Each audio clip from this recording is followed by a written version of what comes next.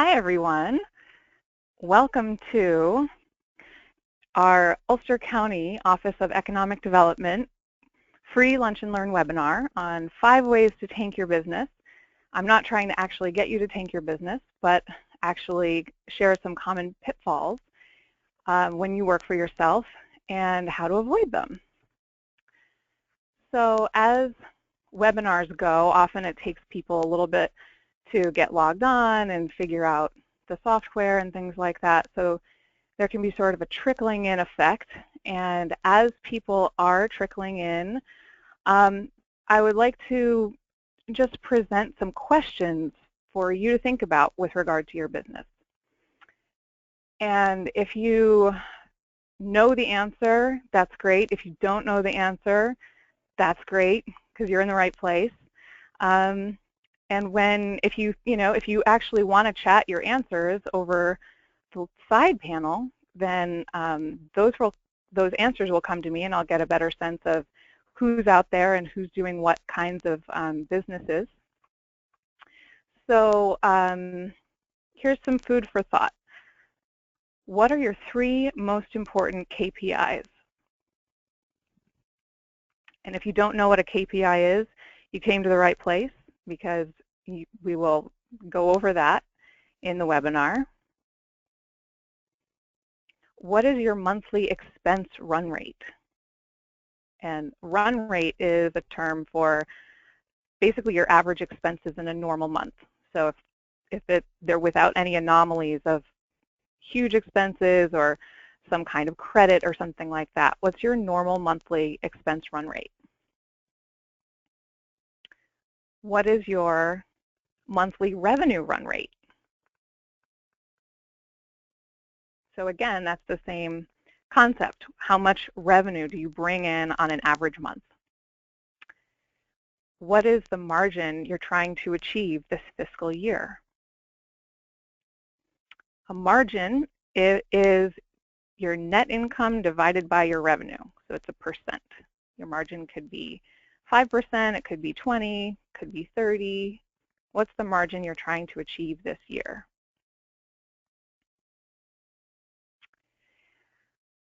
What was your gross revenue for the last 2 years, and what do you expect it to be this year?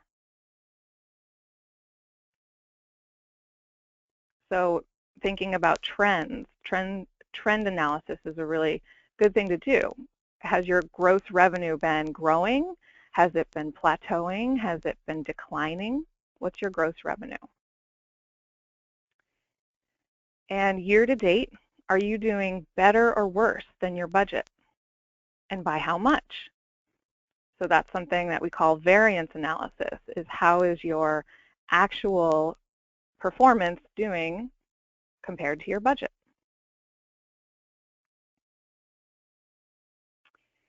What kinds of things tell you that your business is successful?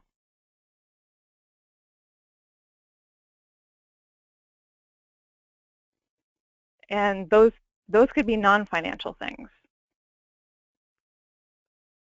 What kinds of things tell you if your life is successful?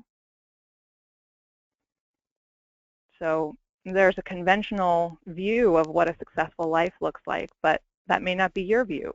That a successful life is a personal thing. So how do you know that you have a successful life? On a scale of 1 to 10, 10 being perfect, how good is your work-life balance?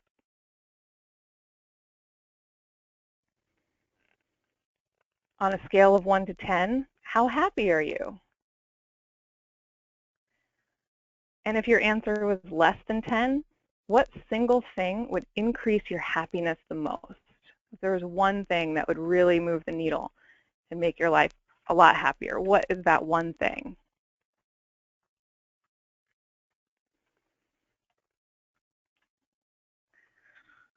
Okay, well, I just wanted to get your gears turning in terms of thinking about your business in some financial or metrics-based things, as well as some bigger picture things. And it's kind of a preview of what we're going to talk about in the webinar today. My name is Sarah Jacob, and I am a corporate dropout. I got a Bachelor of Science in Finance from the University of Connecticut and then toiled in Boston's financial industry for 8 years. My soul, which had vacated my life, came knocking when I was 29 and kidnapped me to go travel the world and dance tango. After doing that for more than a year, I settled in the Hudson Valley 5 years ago. I'm now an outside CFO, which stands for Chief Financial Officer for local businesses, and I get to use my degree and skill set, but on my terms in a way that works for me and in a way that fuels my own aliveness. And I bring everything I've ever done to the table in my work today. So even my time spent as a tango gypsy does inform the way I work with my clients. Running a business is really hard. You will walk through the fire time and again for sure. Today, I'm going to offer some insights on how to avoid the very common mistakes that tank businesses all the time. So, the first way to tank your business is get married to your gorilla client. So this applies to, I know the people on the call here are in all different kinds of businesses. You might be in a retail business. You might be in a products business. But where I say gorilla client, like that's a term for one big source of income. So if you have one market or one product or one area where you're getting most of your income, let's call that your gorilla client, your gorilla source. And a lot of entrepreneurs get their start with one big client. You can offer an exceptional service for your biggest client, but if you can't reliably acquire new clients, you don't actually have a business, you have a good luck project. So you have to mitigate your risk by diversifying your client mix. So play the field. This is like a nice diverse mix of different kinds of clients. So ideally, no more than 20% of your revenue is going to come from one client or source, or say one market or one relationship. So fill in this blank. If I lost blank, it would tank my business. If there is one big thing that jumped into that blank, think of how you can mitigate that risk. So you want your client mix, or the source of income, the different sources of income for your business, to be like this chart, like a nice rainbow of like somewhat, equally sized pieces or smaller sized pieces, or maybe a variety of sizes. So if you lost one of those sources, you would recover quickly. You might struggle, that's fine, that's normal, but you would recover quickly. It's like risk mitigation. So as someone who is self-employed, you will always be pulled between working in your business, doing the work of the work, and working on your business. So that's doing like the development of the business, the sales and marketing, the strategy, the financial planning, the bookkeeping, all of that kind of admin work. So you will be always pulled between doing one or the other. When you have your own business, you initially probably start it because you love doing one particular thing and you do it really well. So that's working in your business. It's doing that thing. And if it's going to be successful, you have to step away from that and start working on it. Like that involves, sales and marketing plan, something. And so when you're really busy doing the actual work, you're not thinking that much about sales and marketing because you don't have to. Well, then when the work starts to dry up, you go, uh-oh, I got to jump over here and start working on sales and marketing. And then you're working on lead generation, you're drumming up more sales, and you're figuring out new ways to get more business. And then you get more business, and then you're really busy, and then you jump back over here to working in the business. And so there's often a pull between the two. So if you love doing the work of your business, but you hate the business side of it, consider, bringing in a partner or a consultant or someone that can help you do those other things that you don't love. I have a client that I've been working with for over 2 years, and the first day I met with them, initially it was 2 women, and they said, we love building this business. We love creating the business. And they were like, we almost love it more than doing the actual work. It's really interesting because their business has been incredibly successful. So I think it's a great thing to actually enjoy the business side of it rather than see it as a necessary evil. So develop a sales and marketing plan that jazzes you. This guy is really jazzed, okay? And then track it. So that's what this chart is showing, someone who's got a sales and marketing plan that they're tracking. So the purple bars are your monthly sales quota, and then the orange line is what is your actual performance.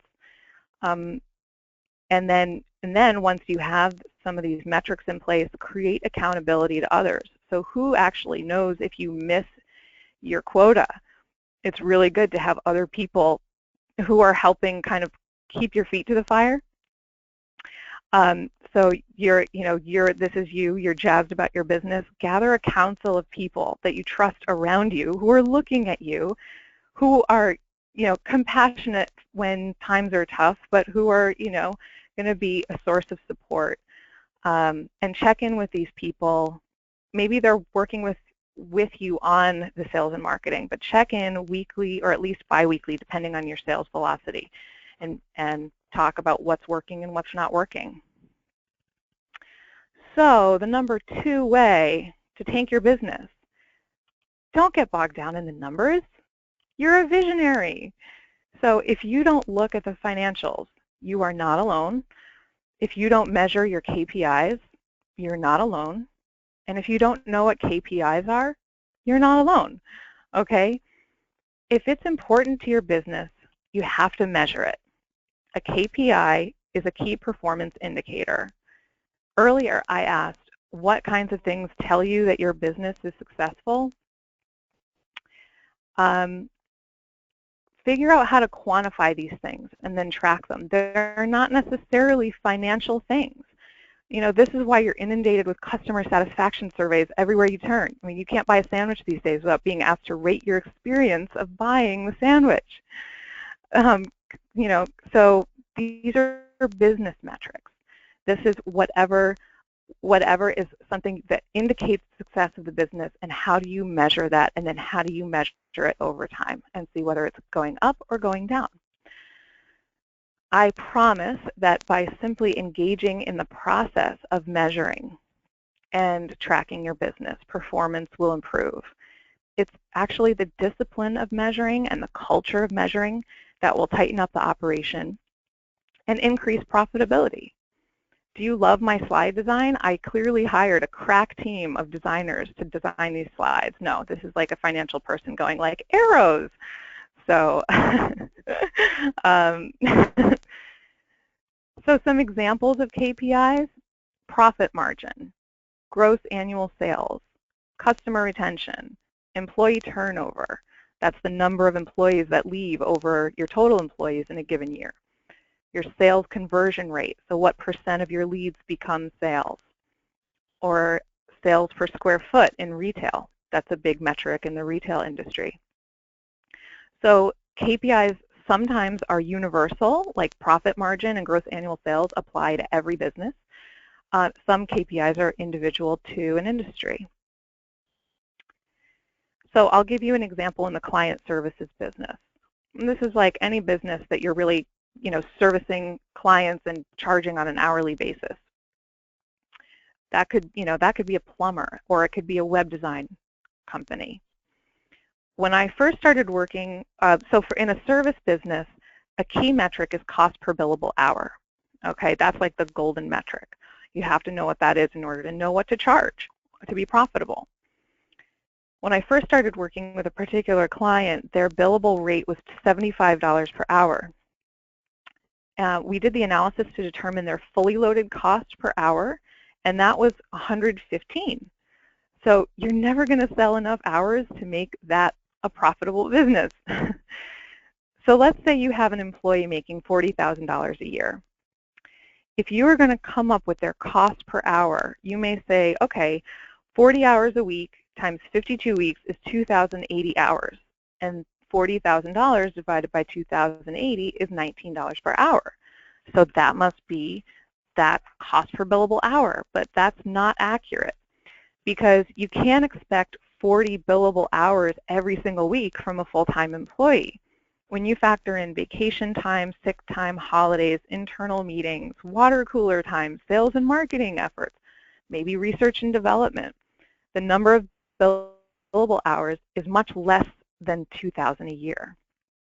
Of course, the cost of that person's time or the cost of that person is much more than their salary, which is why we call it fully loaded. So you account for, HR and benefits, admin, overhead getting layered over. Think about if that person is your employee, you have to spend a certain amount of time managing them. That's a cost. That's a cost that gets layered over to what becomes their cost per billable hour.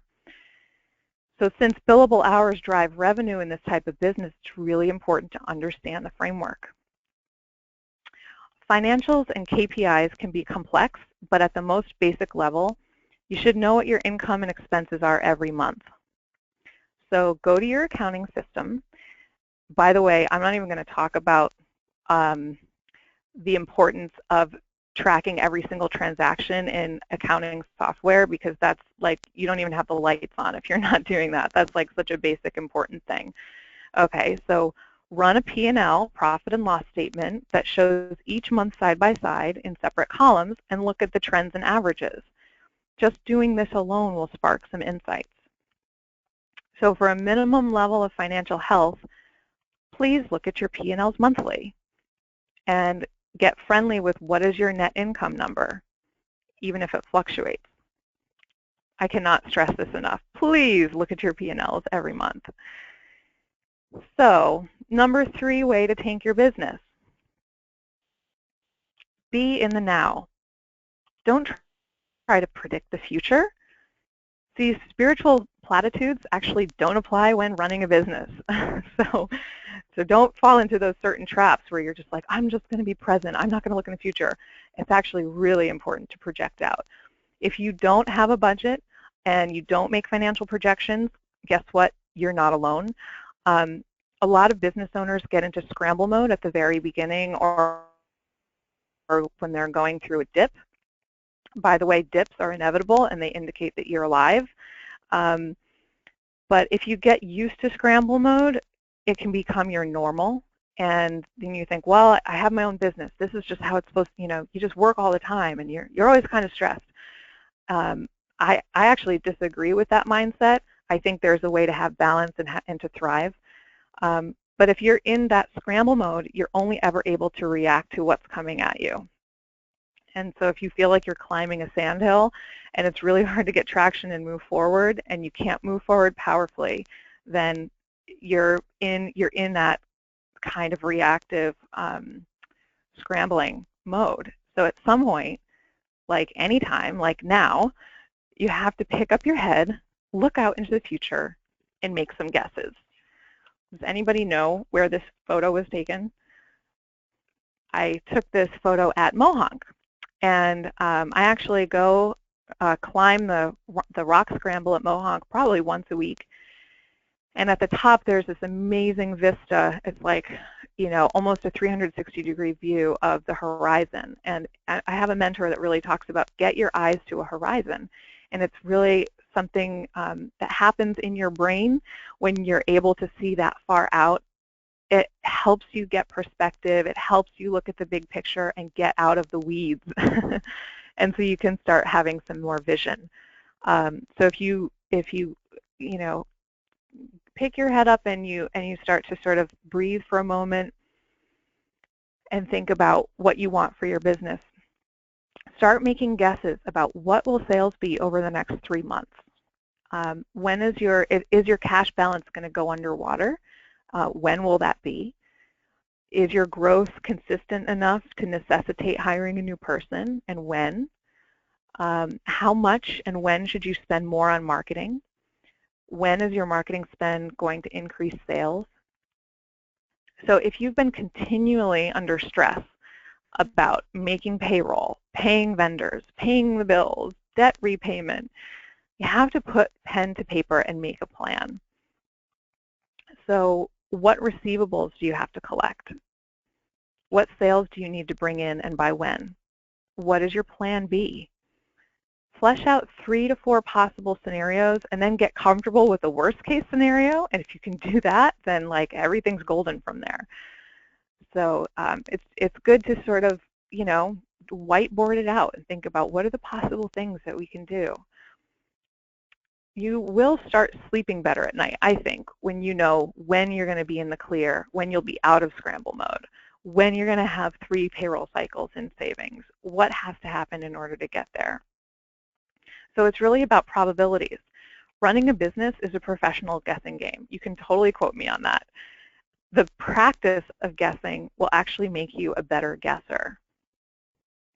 So here's an example of something that involves guesswork and future looking. This is a tool that I use that helps measure the pipeline. So if you have a bunch of prospects that you're talking to, put down on paper, okay, who are all those prospects and what is the possible dollar value into your business that each one can bring? That's a guess, I understand, but just make a guess. Nobody's going to kill you if you're wrong. If you make that guess and then you add up all of those, you know, take the sum of all those prospects, you're going to get a number. That's what I call your total pipeline. And of course, it's going to fluctuate over time.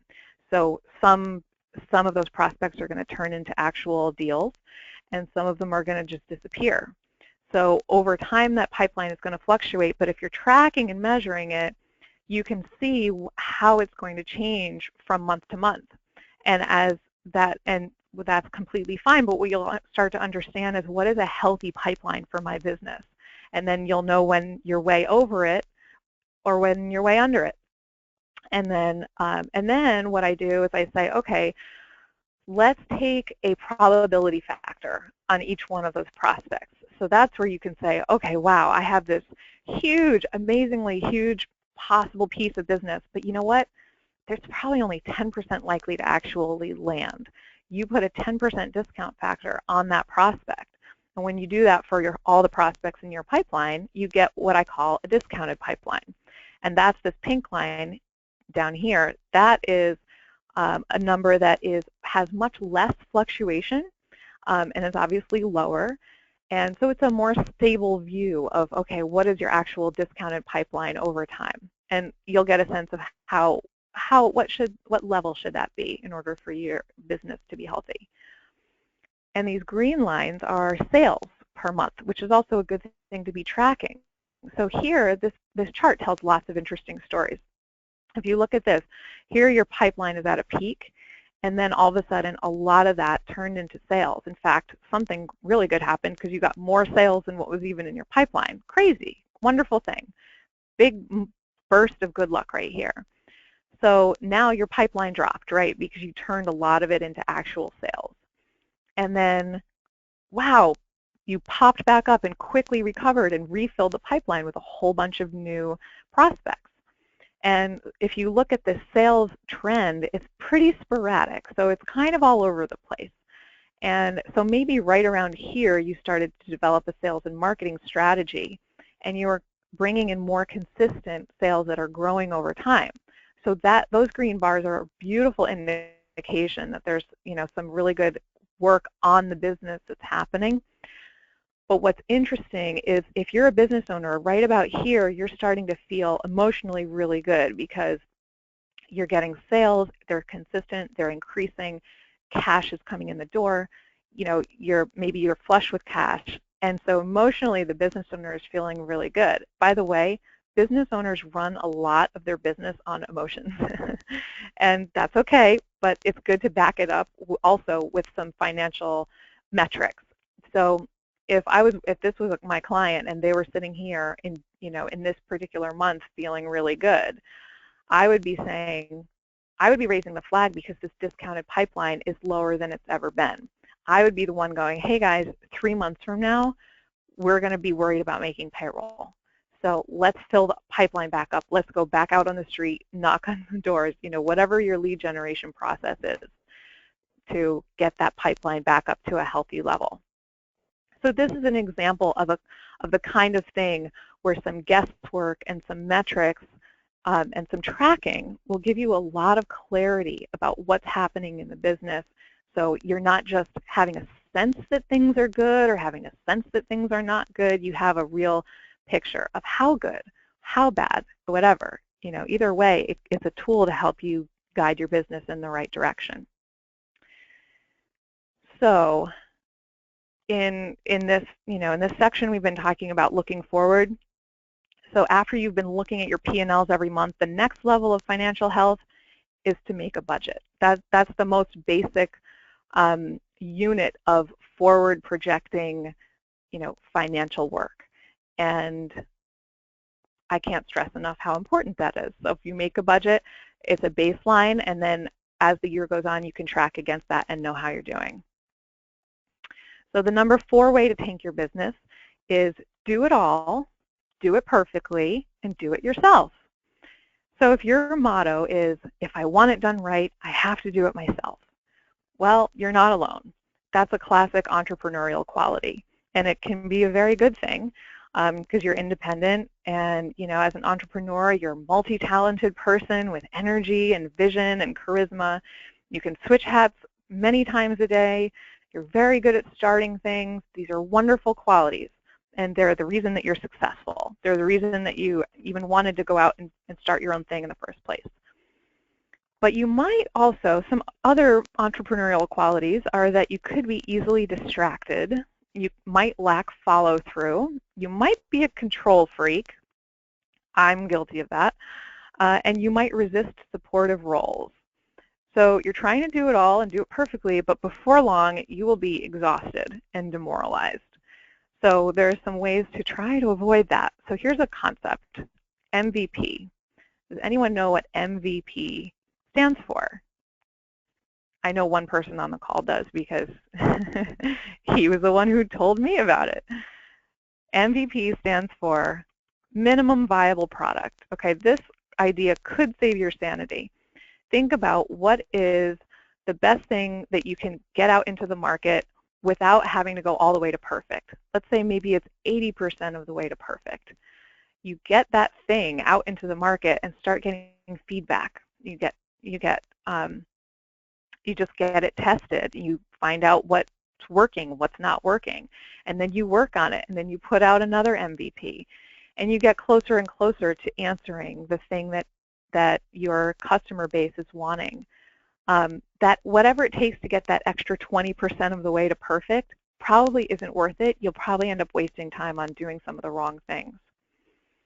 So Seth Godin is someone that I follow. He's a thought leader in business, and he wrote a blog post where I really like this thing that he said that I'm going to quote. He said, "Perfect lets you stall, ask more questions, do more reviews, dumb it down, safe it up, and generally avoid doing anything that might fail or anything important. You're not in the perfect business. Stop pretending that's what the world wants from you. Truly perfect is becoming friendly with your imperfections on the way to doing something remarkable." The bar for perfect is elusive. It's a fiction. Aim for remarkable. Do what you are expertly good at as much of the time as possible. Fill in the gaps with people who get to do what they are expertly good at. A leader enables and facilitates others. So if you're a talented developer and you have an amazing product for a tech startup, but you hate doing sales calls, you might want to bring in an outside salesperson.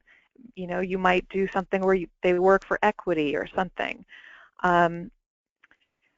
If you love doing sales, but you don't really like getting bogged down in the operations and process, maybe you hire a director of operations.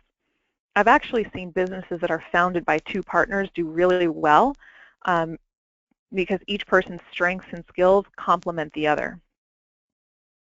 So at some point, your business will become large enough that you will need outside support, whether it's bookkeeping, taxes, legal, HR, marketing, financial leadership.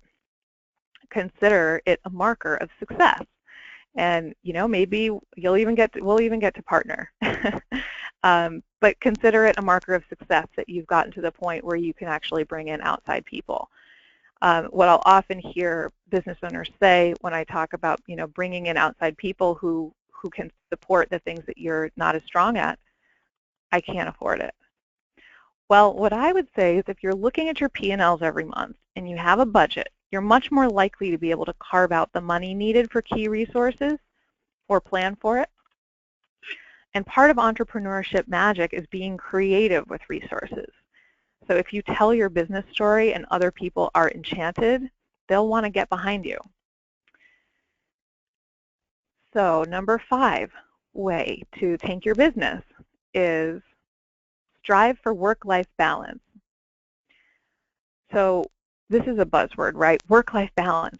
Everybody's trying to figure out, crack the code on work-life balance. I think work-life balance is a myth. Your work is your life. Your life is happening the whole entire time you're working. So if you think of it this way, your work and your life will always be at war. They'll always be competing for you. You'll always feel like you're never doing enough for either one. That's a horrible feeling, by the way, like working all the time or running home or doing these things and just to never feel like you're doing enough in either area. So feeling like you're balancing these against each other is a trap. I have a policy where I don't take on a new client that I wouldn't hang out with. To me, working is just one form of hanging out. It's a highly structured form, but I'm spending time with these people. I really want to like these people. So what I hear from people, from business owners, is that they'll say, okay, well, I'll start taking care of myself once the business is stabilized. What I've seen is that the health of the business is a direct reflection of the health of the business owners. So if you're working all the time and stressed out, you're working really hard for the business, but the business isn't really working for you. And what I would say is often like the success of the business gets worse. The more stressed out the business owner is. So the answer isn't just work harder, work longer, work later. I'll give you an example of this. So here's our sales versus quota chart. Okay, so you would think if you said, okay, obviously over here in this part of the chart, things are not good. You're not making your sales quota. Over here, things are really good. Okay, something happened and this is looking up.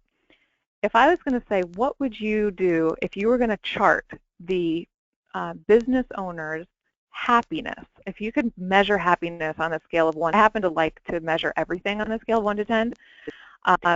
Like how hungry are you on a scale of 1 to 10? I don't know, like it just makes everything clearer. So if let's say on this axis, you've got 1 to 10 and you've got happiness, what would you think the business owner's happiness level would be over time in this scenario? Most people would think, okay, well, it's probably in this part of the chart, it's pretty low, and then sales are going up, so, well, happiness must be going up too.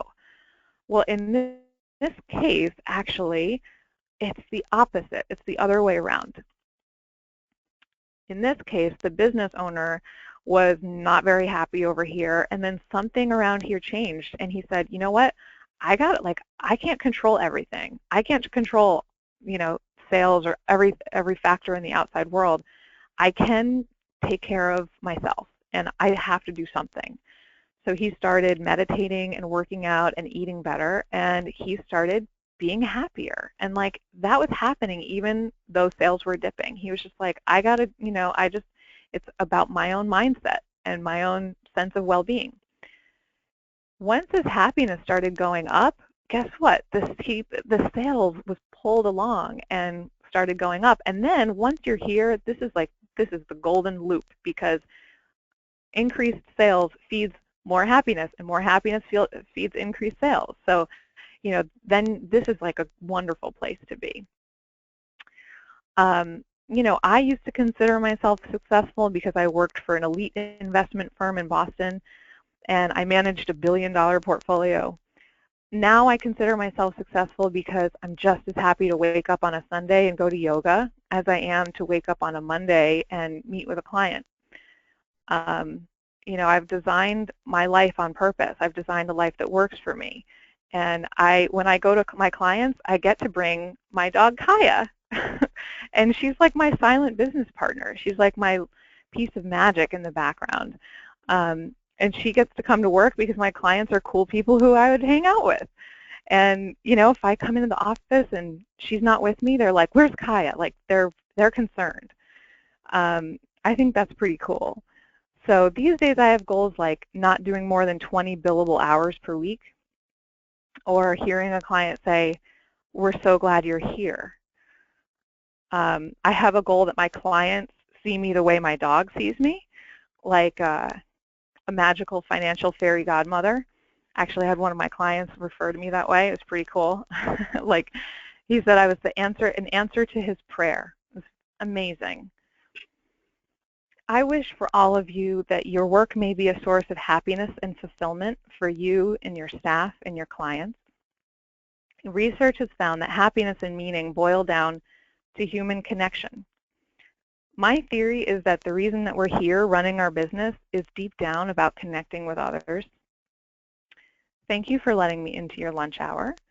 I know that webinars can often be tedious. I hope this one was not. I hope it was fun. And I hope there are one or two nuggets that you'll take with you. In fact, if you could write into your chat box some things that you learned and that you'll take with you from what I talked about today, it would be great to hear.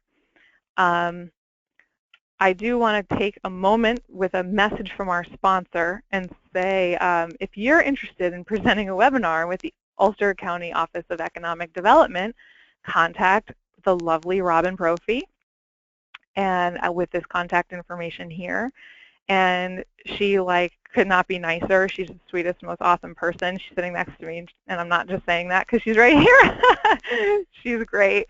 And so, you know, just contact her. It's a really fun experience. I'm going to open it up for questions. So I left some time for questions and then some time to hopefully not make you late for your next appointment. And let's see, I've got like little things blinking on in this webinar software and figure out okay. One of the questions, let's see. First of all, I want to address something that might be controversial. Here's a question. How do you support yourself on 20 hours a week? Do you have a sugar daddy? Okay, that second part wasn't in the question, but how do I support myself on 20 hours a week? The reality is 20 billable hours is not the total amount that I'm actually working. So 20 billable hours is like, you know, focused client work. How much am I actually working? Well, there's a lot more than that I do for my business. I mean, besides just, you know, scheduling meetings and sending invoices and, you know, doing those types of admin things, I'm also doing things like this webinar, or I do talks or workshops or write blog posts or things like that, or reading books or going on my own webinars and getting educated. So I'm always learning a lot, and all of those things take a lot of time.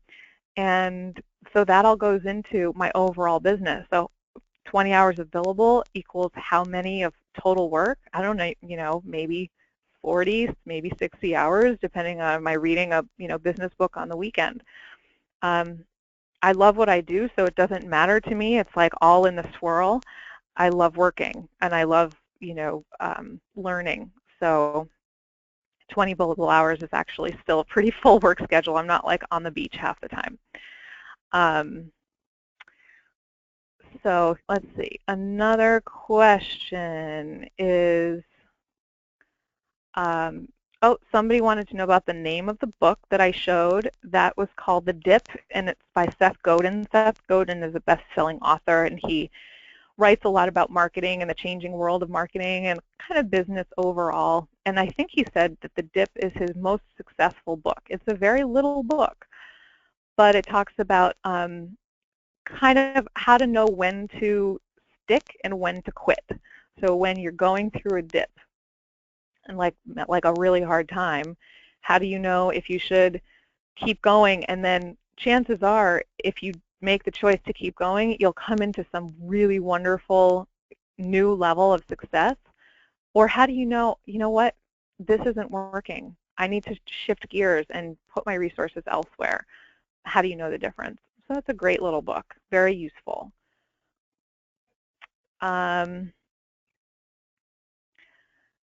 So let's see. Here's a question. How do you maintain a healthy P&L? Well, first of all, just by monitoring it, just by looking at it, it's like tending the garden. You know, you're just looking at it, you're making observations. Things will jump out at you. You might not have realized that you're spending as much as you are on certain things. And you ideally you want to be making a healthy margin. What is that? What is a healthy margin? You know, it really depends on the business. It should be ideally at least 20%. If you're less than that, maybe you're in startup mode, or maybe you're going through a dip or trying to figure some things out. But 30% is very healthy. And that's, by the way, that 30% or that 20% is after you're paying yourself. So I don't like it when I hear business owners getting into this mode of like, all right, well, I'll see what's left over at the end of the year and then pay myself out. I don't like the idea of somebody working all year, slaving away, and not drawing a pay. It's just insanity. Like it should be rewarding financially all along the way. So let's see.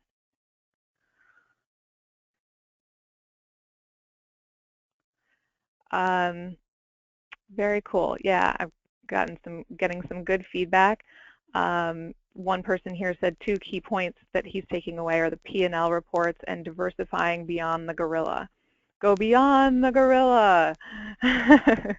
Yeah. And it can be hard because you just want to cozy up to the gorilla and you just want to be like, oh, thank you for giving me all this money and making me have a business.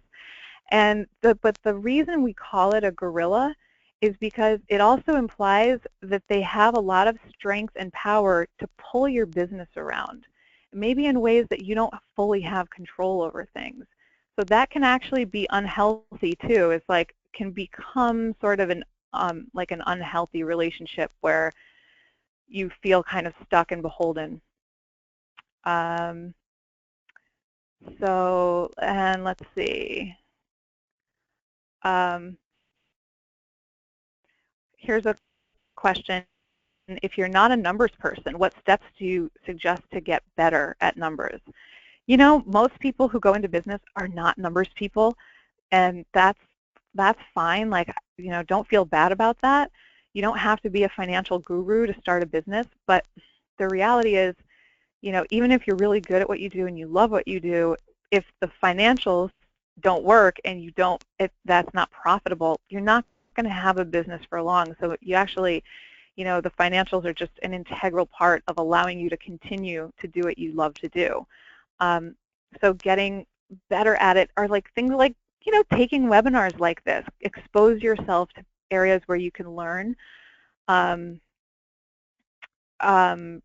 You know, looking at your P&Ls, looking at, you know, some projections and a budget, it's just sketching it out on paper.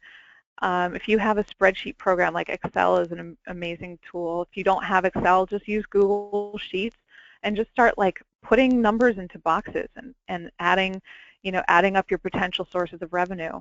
It doesn't have to be like incredibly complex, but if you're feeling way over your head with it, you know, that could be a time where you know, you talk to somebody who's a bookkeeper or an accountant who can help you, you know, get some things under your belt. So, so that you're not like, as one person recently said to me, she's like, I feel like my finances are a house of cards. She's like, I think things are okay right now, but I don't really have any confidence that it's going to keep going that way.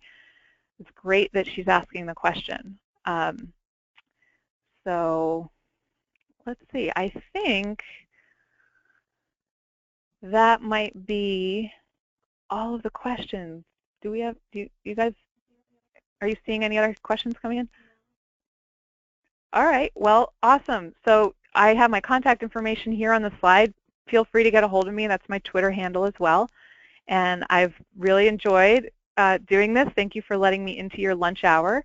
And have a great day. Thank you.